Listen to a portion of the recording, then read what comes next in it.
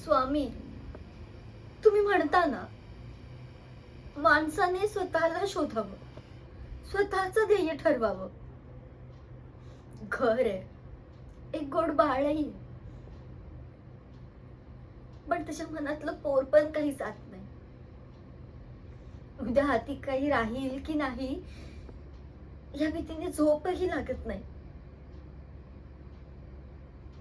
पण तुम्ही म्हणता ना, धीर धर. मी धीर धरते. प्रत्येक वेळी तुमचं नाव घेताना असं वाटतं की काहीतरी चमत्कार घडेल. पण या संसाराचं ओझ फक्त माझ्याच खांद्यावर येऊन पडलंय. यांना बदलवा स्वामी, सद्बुद्धी द्या. मी थकले, पण हरले नाहीये.